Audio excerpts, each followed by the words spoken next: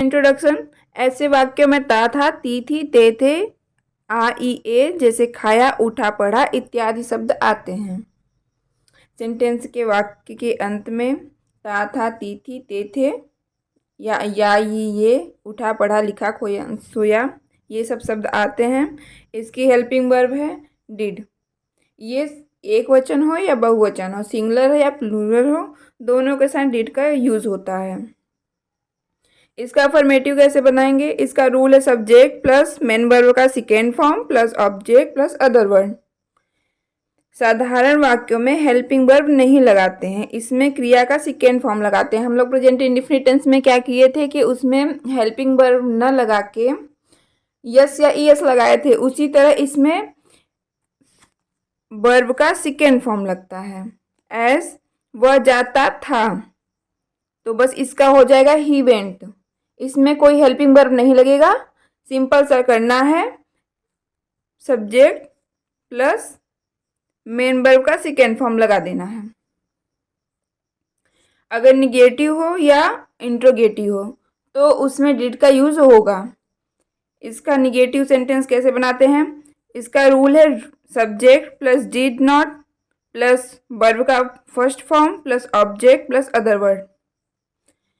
इसमें क्या करेंगे? अगर इंट्रोगेटिव और निगेटिव हो तो फिर उसमें सेकेंड फॉर्म नहीं लगाएंगे। जब डिड लगाएंगे तो उसमें सेकेंड फॉर्म नहीं लगाएंगे, उसमें फर्स्ट फॉर्म का यूज करेंगे। अगर आप डिड लगा दिए तो वह मेरे साथ दिल्ली नहीं गया, he did not go to Delhi with me. ठीक है, अब इसका इंट्रोगेटिव बनाएंगे। यदि क्या शब्द पहले आए तो पहले डिड का यूज, फिर सब्जेक्ट, फिर वर्ब का फर्स्ट फॉर्म, फिर ऑब्जेक्ट, फिर अदर वर्ड। इसका एग्जाम्पल देख लेते हैं। क्या तुमने अपना पाठ याद किया? Did you learn your lesson. Simple सा बनाना है, did you learn your lesson. यदि प्रश्न सूचक शब्द बीच में आए तो पहले क्वेश्चन वर्ड, फिर डिड हेल्पिंग वर्ब, फिर सब्जेक्ट, फिर मेन वर्ब का फर्स्ट फॉर्म, फिर ऑब्जेक्ट, फिर अदर वर्ड। इसका एग्जाम्पल, तुमने परीक्षा किस प्रकार पास की? तो किस प्रकार का हो जाएगा how. How did you learn your lesson.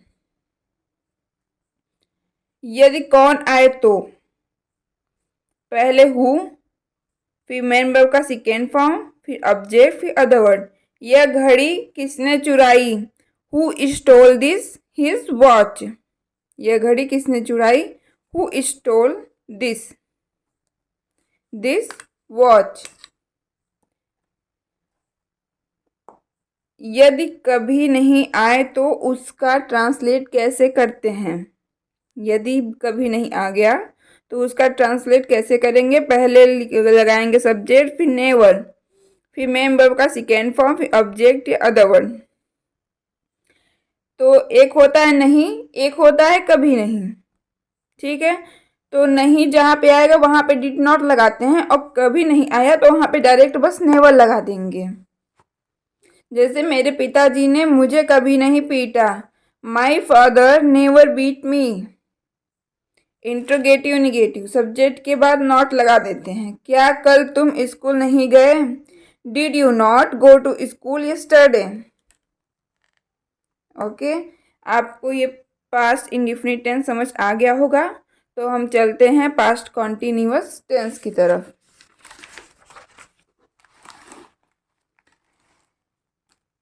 तो ये है हमारा पास्ट कॉन्टिन्यूअस टेंस। इसका इंट्रोडक्शन देखते हैं। वाक्य के अंत में रहा था, रही थी, रहे थे इत्यादि शब्द आते हैं। इसका हेल्पिंग वर्ब है वाज और वेयर। एक वचन के साथ वाज, बहुवचन के साथ वेयर, सिंगुलर के साथ वाज, प्लूरल के साथ वेयर। इसका अफर्मेटिव का रूल क्या है? पहले सब्जेक्ट, फिर helping verb was were plus main verb का first form plus object plus other word. इसका एग्जाम्पल, वह कल अपना पाठ याद कर रहा था। He was learning his lesson yesterday. इसका निगेटिव कैसे बनाएंगे?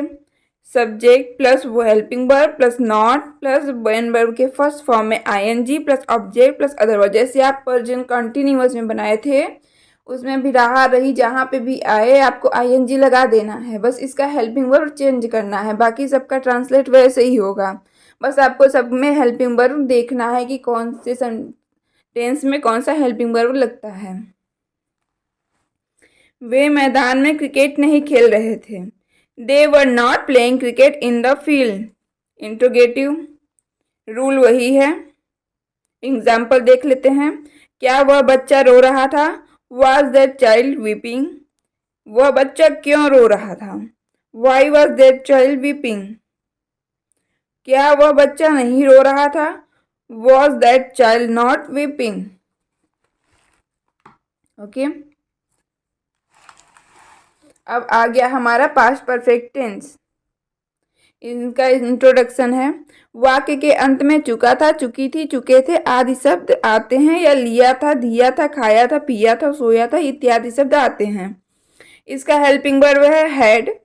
एक वचन हो या बहुवचन दोनों के साथ लगेगा हैड, और इसमें यूज होगा मेन वर्ब का थर्ड फॉर्म। जहाँ पे भी आपको परफेक्ट दिखे वहाँ पे मेन वर्ब का थर्ड फॉर्म यूज होना ही है, चाहे वो प्रेजेंट का हो, चाहे पास्ट का हो, चाहे फ्यूचर का हो।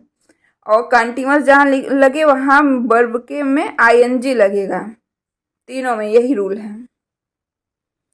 इसका अफर्मेटिव का देख लेते हैं एग्जाम्पल। मैं यह समाचार पहले ही सुन चुका था।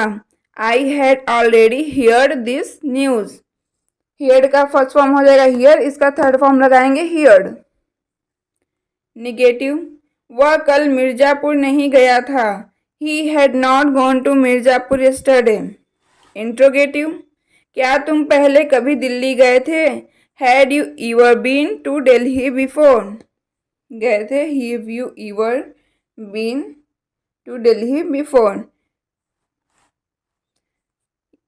दूसरा एग्जाम्पल, अभी तुम कहाँ गए थे? अभी तक तुम कहाँ गए थे? Where had you gone till now? अब आ गया हमारा पास्ट परफेक्ट कॉन्टिन्यूअस टेंस। इसका इंट्रोडक्शन। वाक्य के अंत में रहा था, रही थी, रहे थे इत्यादि शब्द आते हैं, बस इसमें समय दिया रहता है। इसका helping verb had been. Example देख लेते हैं। रूल तो वही है, देख लीजिए रूल। और इसका एग्जाम्पल देख लेते हैं। वह 2 घंटे से पढ़ रही थी। She had been reading for 2 hours। Negative का टर्म्स देख लेते हैं एग्जाम्पल।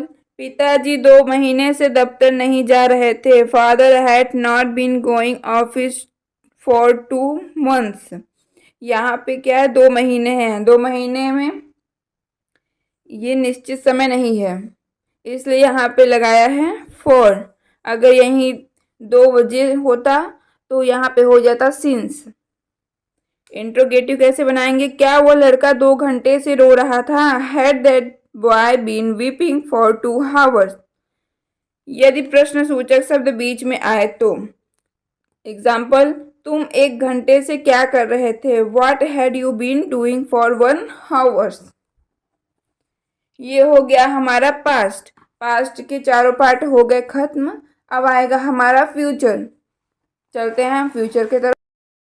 फ्यूचर इंडिफिनिट टेंस, इनका इंट्रोडक्शन होगा। वाक्य के अंत में ता होगा, ती होंगी, ते होंगे इत्यादि शब्द आते हैं, या गा घी गे रहे तो उसे भी कहते हैं फ्यूचर इंडिफिनिट टेंस।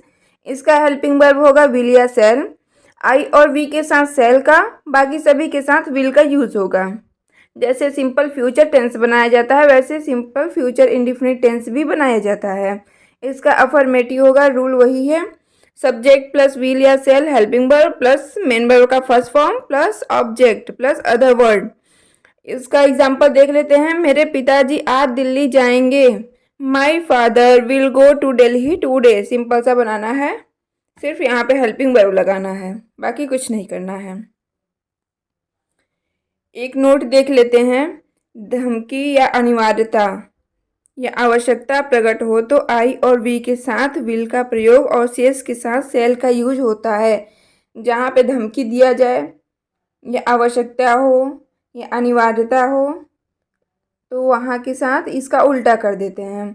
आई और वी के साथ सेल का यूज़ करते हैं तो वहाँ पे लगा देंगे विल, और जहाँ पे यूज़ करते हैं विल का वहाँ पे लगा देंगे सेल। एग्जाम्पल, मैं तुम्हें यह कहानी अवश्य सुनाऊंगा, तो आई के साथ लगाते हैं सेल सिंपल टेंस में, लेकिन अवश्य जहाँ पे आ जाए अनिवार्यता है यहाँ पे, तो वहाँ पे लगा देंगे will. I will tell you this story. इसका निगेटिव कैसे बनाएंगे? Subject plus helping verb plus not या नेवर प्लस मेन वर्ब का first form plus object plus other word. Mohan आज अपना पाठ याद नहीं करेगा। Mohan will not learn his lesson today. Interrogative, क्या राम बाजार जाएगा? Will Ram go to market. तो ये हो गया हमारा फ्यूचर इंडेफिनिट टेंस। अब देख लेते हैं फ्यूचर कॉन्टिन्यूअस टेंस। तो फ्यूचर कॉन्टिन्यूअस का इंट्रोडक्शन, वाक्य के अंत में रहा होगा, रही होंगी, रहे होंगे इत्यादि शब्द आते हैं, उसे कहते हैं फ्यूचर कॉन्टिन्यूअस टेंस। इसका हेल्पिंग वर्ब होगा विल बी, शैल बी। आई और विल के साथ शैल बी, बाकी से सभी के साथ विल बी। इसका अफर्मेटिव सेंटेंस का रूल देख लेते हैं। सब्जेक्ट प्लस विल या shall plus be plus main verb का first form plus ING plus object plus other word. इसका एग्जाम्पल देख लेते हैं। वह इस समय अपना पाठ याद कर रहा होगा। He will be learning his lesson at this time. इसका निगेटिव, पिताजी समाचार पत्र नहीं पढ़ रहे होंगे। Father will not be reading the newspaper. Interrogative, क्या वह अपना खिलौना बेच रहा होगा? Will he be selling his toys. Double interrogative, वह इस समय क्या खा रहा होगा? वह इस समय क्या खा रहा होगा? What he be eating at this time. तो रूल सभी के वही हैं, बस आपको ध्यान देना है वर्ब पे और हेल्पिंग वर्ब पे। अब चलते हैं फ्यूचर परफेक्ट की तरफ। इसका इंट्रोडक्शन, वाक्य के अंत में चुका होगा, चुकी होंगी, चुके होंगे इत्यादि शब्द आते हैं। Helping verb will have, shall have.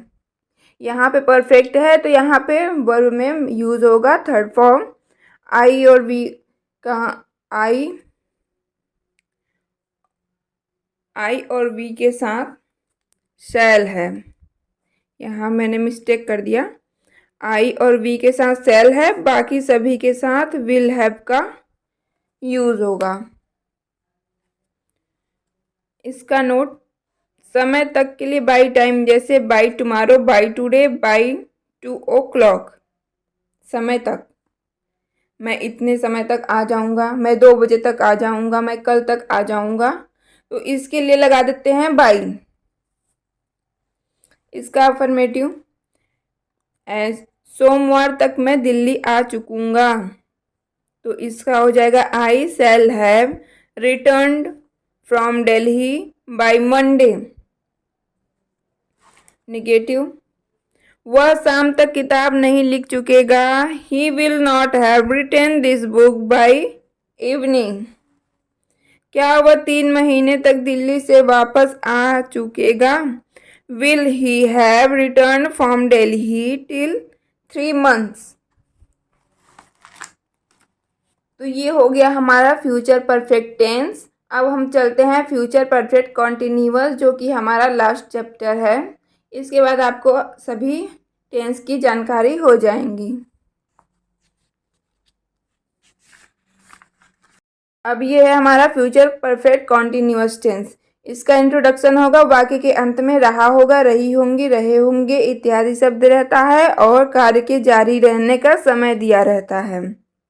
इसका helping verb will have be, shall have been. Rule वही है अफर्मेटिव सेंटेंस के लिए। सब्जेक्ट प्लस विल या शैल, जिसको कहते हैं helping verb, plus have been plus main verb का first form plus ING plus object plus other word plus since या फॉर प्लस टाइम। एज माताजी सुबह से रामायण पढ़ रही होंगी। Mother will have been reading Ramayana since morning. सुबह से, यहाँ पे क्या है, निश्चित समय है कि सुबह से पढ़ रही हैं, तो इसलिए यहाँ पे लग गया है since morning. अब इसका निगेटिव, धोबी 2 सप्ताह से हमारे कपड़े नहीं धो रहा होगा. The washerman will not have been washing our clothes for 2 weeks. For 2 weeks, 2 सप्ताह से, इसी में कार्य नहीं निश्चित है तो इसलिए यहाँ पे लगाएंगे for. इसका इंट्रोगेटिव, क्या वह 2 महीने से विद्यालय जा रहा होगा. Will he have been going to school for 2 months. तो ये रहा हमारा टेंस. आई होप आप सभी को समझ में आ गया होगा टेंस के बारे में. सिर्फ इसमें आपको सबकी पहचान, इंट्रोडक्शन और वर्ब और हेल्पिंग वर्ब पे ध्यान देना है. बाकी आपको सभी का, आई होप आप सभी को मेरी वीडियो अच्छी लगी हो और आपके लिए हेल्पफुल रही हो. तो प्लीज़ लाइक एंड सब्सक्राइब करें जिससे और सभी लोग भी इस वीडियो को देख सकें. Okay, thank you, bye bye, Tata.